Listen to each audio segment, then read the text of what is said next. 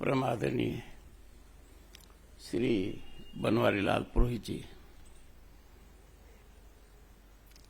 मैं समझता हूं नाम ही काफी है और कुछ बताने की आवश्यकता नहीं है।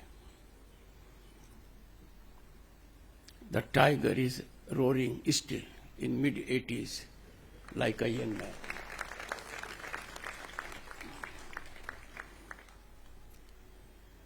आपने जो मेरे बारे में कहा है,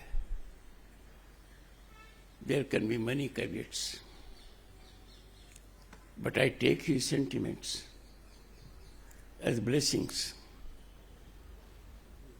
These will motivate me, inspire me to engage in my activity, keeping the nation and its culture always in mind.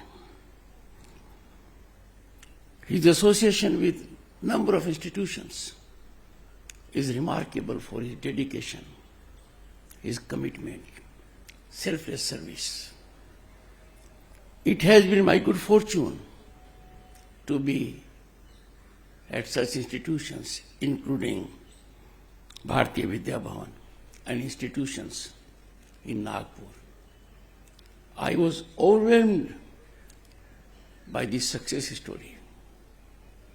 मेरे मन में कोई शंका नहीं है, बहुत ही कम समय में यह शानदार भवन मूर्त रूप ले लेगा।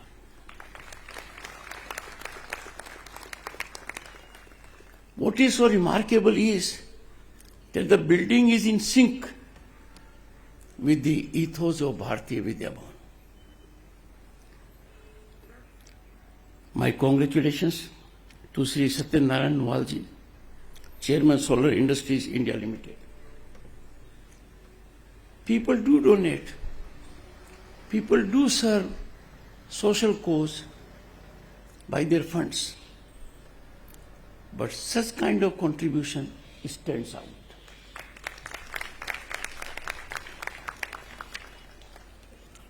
एक बात से मैं असहमत हूं पुरोहित जी से। इनको लगा कि बात हो गई, आपके सामने कोई बात हो नहीं जाती है, वो करना पड़ता है।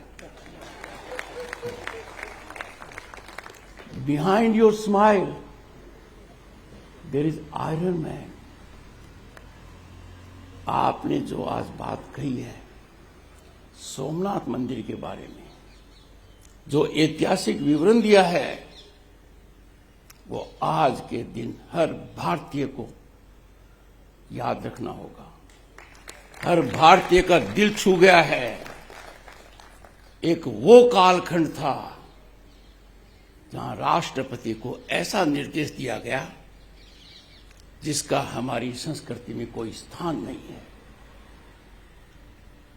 सेक्युलर शब्द की व्याख्या करने के लिए इंडोलॉजी में गोता लगाना पड़ता है।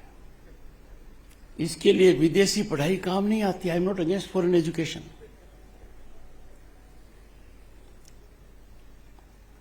ऐसा नेक काम इस प्रांगण में हो रहा है, ये आप और हम सबके लिए बहुत अच्छा है, क्योंकि ये दिल्ली में हो रहा है और इसकी सबसे ज्यादा आवश्यकता दिल्ली में है। उन लोगों के लिए है जो ज्यादा दिल्ली में वास करते हैं। शासन प्रशासन के ऊपर उनका कड़ा प्रभाव है। So congratulation Satyanarayan ji for taking this great step, and I am so happy that the institution that will do it will be one of the best in the country. It will come up soon. Shri Jagdish Lakhani, executive secretary, director general Bharatiya Vidya Bhavan, और जैसा पुरोहित जी ने कहा, at a global level आपके कंधों पर तो बहुत भार है, पर आपको थामने के लिए भी बहुत लोग हैं। Continue and keep on counting. Many more events have to come. Sri C.S. Vaidyanathan, a good friend of mine, a very distinguished senior advocate, always stood for ethics and did not have one thing which his peers may possess. He thoroughly distanced himself from arrogance. A remarkably humble man. He is becoming vice chairman of Bharatiya Vidya Bhavan, Delhi के अंदर.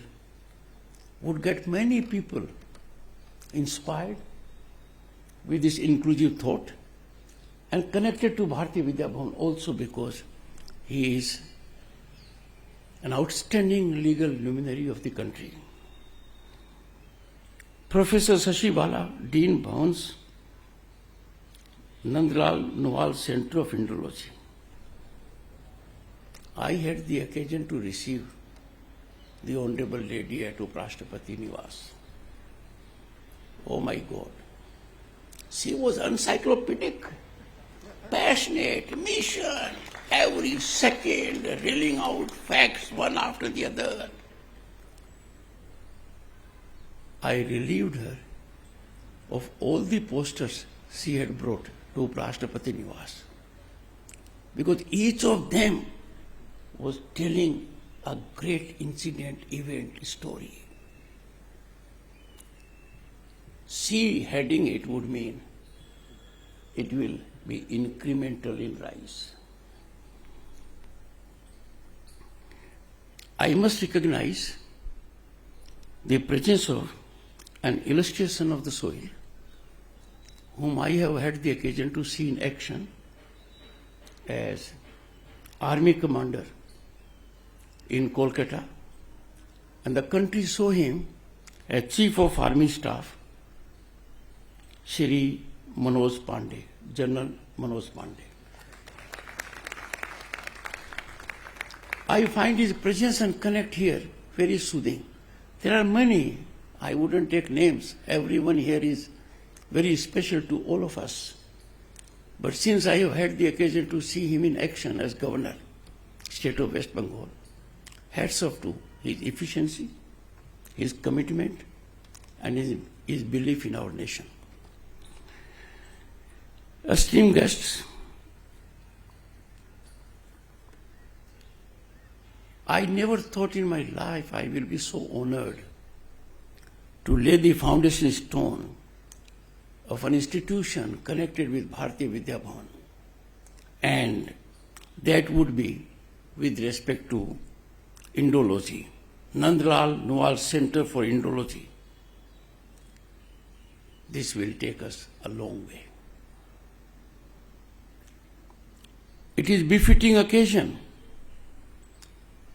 and this has already been availed by Purohitji, to pay our tributes to Bharatiya Vidya Bhavan and its visionary founder, Dr. K.M. Munshi, in preserving, promoting Indian culture and knowledge systems. It was not easy. People were carried away by Western ideas. Foreign education was taken synonymous with wisdom and knowledge. We had mistaken souls around.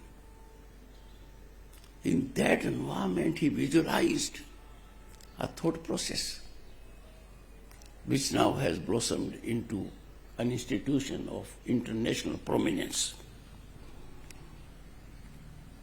In 1938, imagine the contemporary scenario then. Then, there were headwinds, difficult terrain, no takers, and the initiative was taken.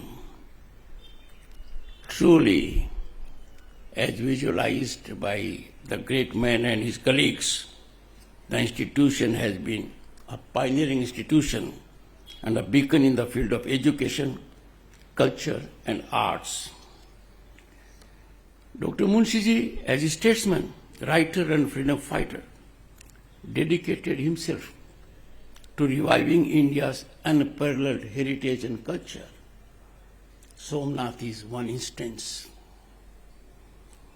He uniquely merged Indic traditions with modernity, defending heritage while others in governance favored Western ideologies.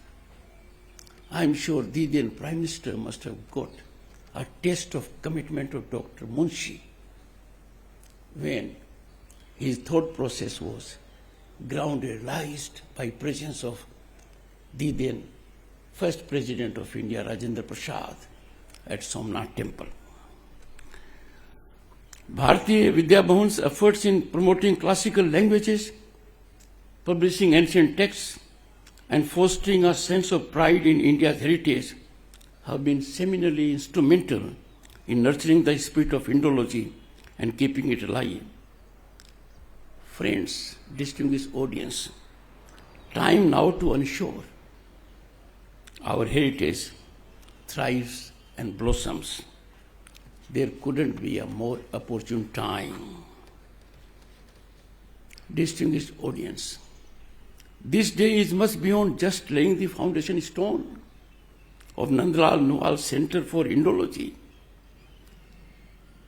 In a sense, it is seeding of a transformative journey to rediscover, reassert, reinvigorate the profound intellectual and cultural heritage that has defined India for millennia. For over 5,000 years, we have worked on a mechanism the world is now recognizing. Let us be aware of it. While millions soothingly worship, defy, and take pride in such initiatives, there is a minuscule category that seeks to defy and denigrate it. Our passion for our culture, its heritage must ever inflame us with mission and zeal to continually nurture this unique wealth found only in Bharat. This center, friends, heralds transformation to rediscover India's millennial legacy. Despite minimal opposition, when a civilization rediscovers its roots through indigenous lens, it doesn't just survive, it illuminates the world's future. We as a nation are destined to contribute to world peace and harmony.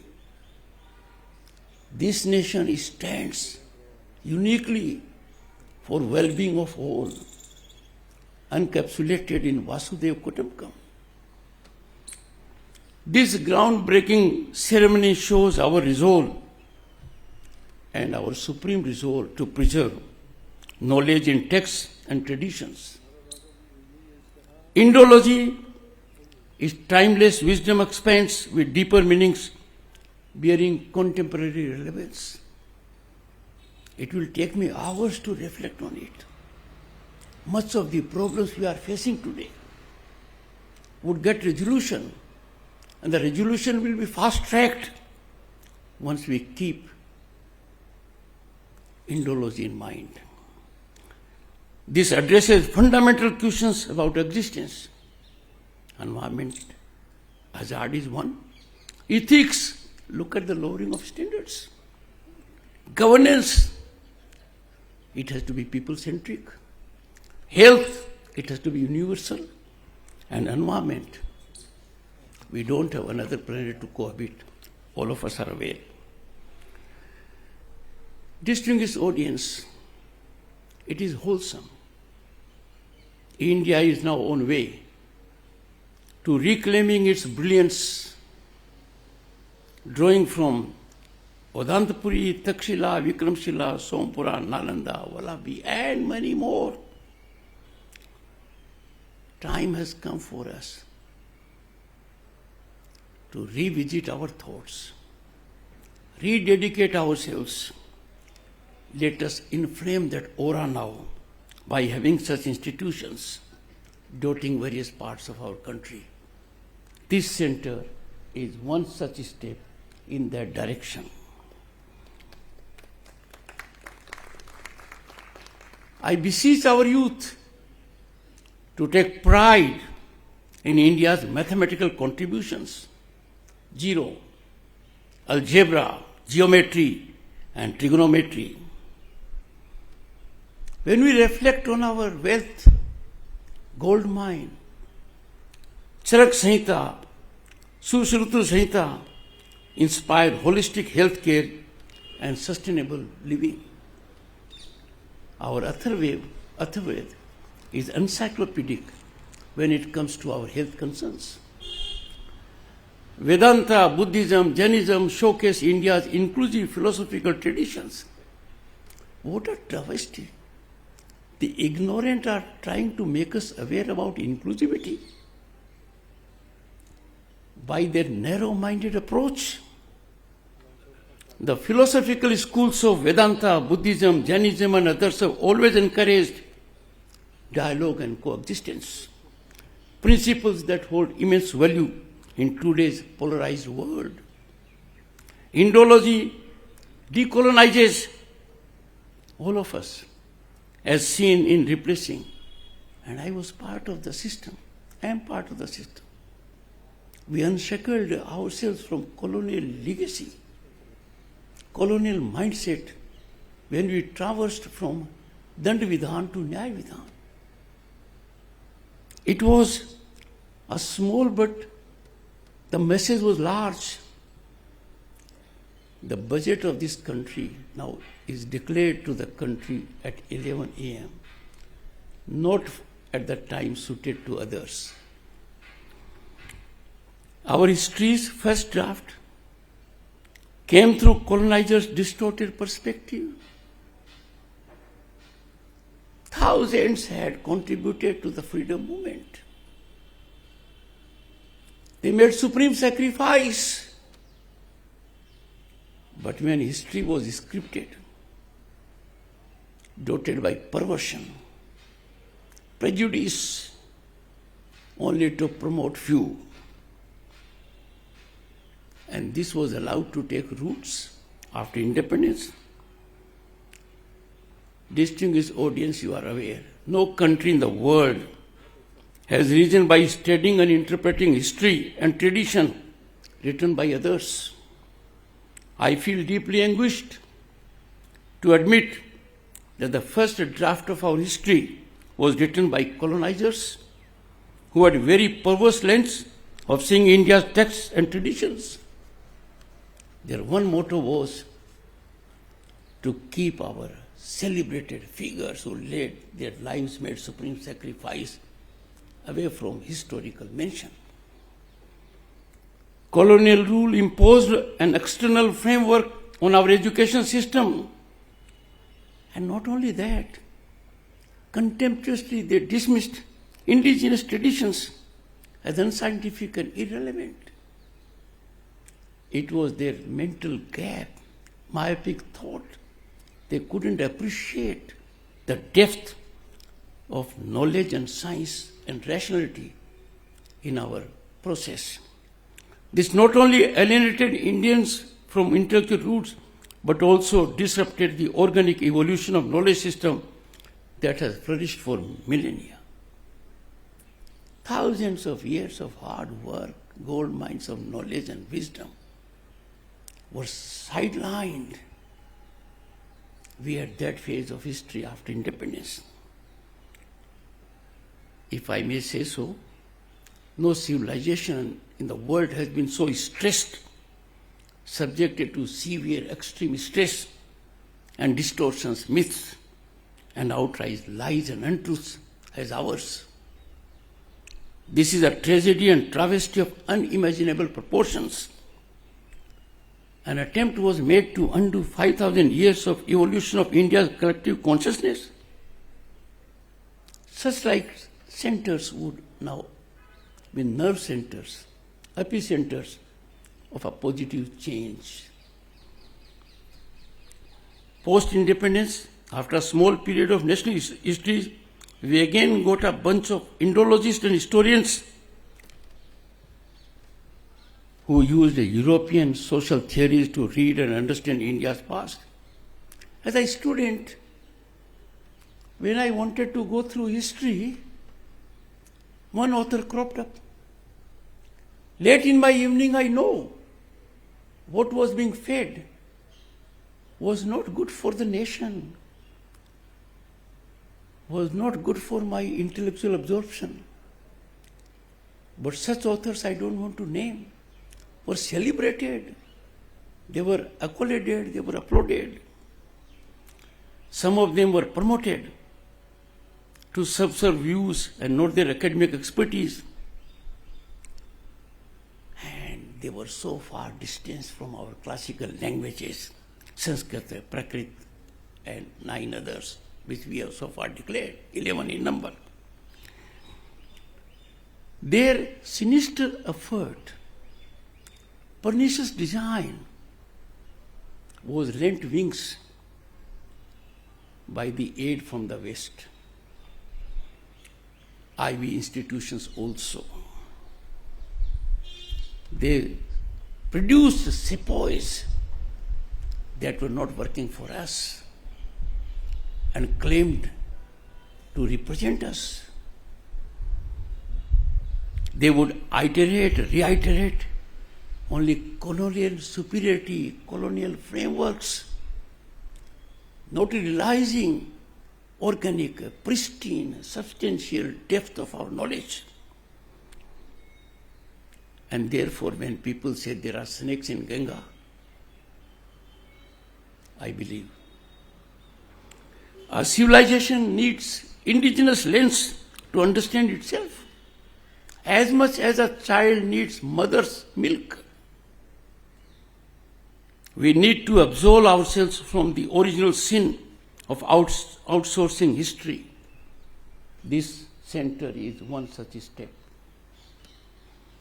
True decolonization begins when we stop being footnotes in others' narrative and become authors of our Renaissance. We were reduced to just footnotes. The resurrection of our heritage begins with integrating classical texts like Bhagavad Gita and Arthashastra into mainstream education. Why not? Imagine the worth of these scriptures, their texts, the enlightenment you get by just reading. Understanding will make you get into a different sublime mold. A renaissance of our culture requires renewed focus on our classical languages, and fortunately that number is now 11. Government recognition of classical languages marks an important step as a way forward stance. This additional emphasis on India's ancient languages and its literature will revive not only the languages, but also revive the dormant in us and open our gateways to the past. Establishing Indology chairs worldwide helps promote proper understanding of Indian heritage. I have no doubt this center, with the kind of infrastructure it will have, the kind of dedicated human resource it has, will be performing game-changing work. It's a momentous occasion from that perspective, a new milestone that will create an edifice we are looking forward to. The nation, after more than 3 decades and getting thousands of inputs, could evolve national education policy in 2022. There you will find integration of Indian knowledge system, and that's a watershed moment in our educational scenario. Distinguished audience, nurturing this movement requires responsibility beyond governmental frameworks. Let's not look to the government for it. Each individual is capable to make a contribution. So I urge the youth of the country, I urge you to embrace your heritage with pride and curiosity. Take pride because not many countries in the world can claim the kind of culture and heritage we have. Learn the classical languages, explore ancient texts, and use technology to make this knowledge accessible to a global audience. And our youth is quite competent and capable to take up this challenge. Once they make a beginning, they will thoroughly get involved emotively and otherwise. Let us create digital libraries, translate texts, and develop platforms where traditional wisdom can interact with modern ideas. As a matter of fact, every modern idea can be read into an idea that existed in our scriptures. Remember, I'm addressing the youth. You are not merely inheritors of this legacy, not only torchbearers. You have to work to further nurture it and blossom it. To researchers and academics, I encourage you to adopt a multidisciplinary approach to your studies. The richness of Indian knowledge lies in its interconnectedness. We are not a country in isolation. We take the whole world as one. G20 established it. One earth, one family, one future. The richness of Indian knowledge lies in interconnectedness, welfare of all. For example, yoga. The Prime Minister made a clarion call at United Nations in the shortest time. Largest number of countries converged to adopt it. And now it is helping people worldwide.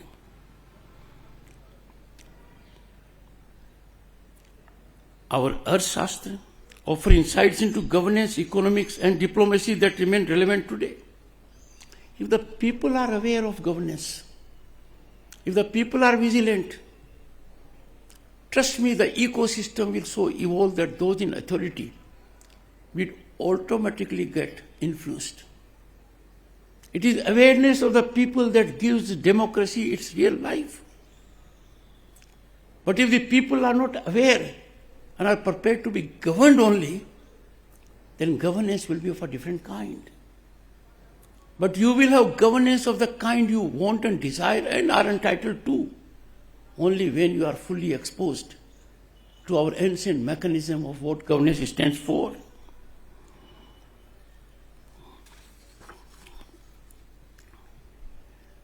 Distinguished audience, democratic polity thrives on discourse.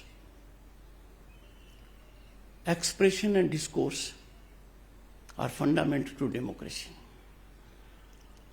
If you do not have right of expression, you cannot claim to be living in a democracy. But your expression is incomplete unless you believe in dialogue. Because when you have the dialogue, there may be the other point of view, a point of view that may not be for your taste. But sometimes, and I would say more often than not, a dialogue enriches you. A dialogue affords you an opportunity to be humble, not to be self-judgmental, not to believe in a concept, I alone am right. The very concept that an individual can think, I am right, he distances himself from sublimity and essence of human society. Because no one has the right to judge that I am alone right. That judgment has to be left to the discretion of the masses. Therefore, I urge the nectar of democracy is consideration of the varying points of view. Civilizationally, we have been inclusive only for that process. Absence of dialogue, and by dialogue I mean a dialogue where there is no fear, a dialogue where there is freedom, a dialogue where the dialogue will not invite ridicule, a dialogue which will find consideration and not rejection at a drop of a hat.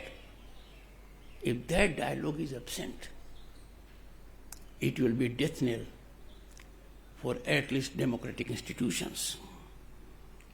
A peep into our Indology will reveal that dialogue and discourse were always favorite when it came to resolution of issues.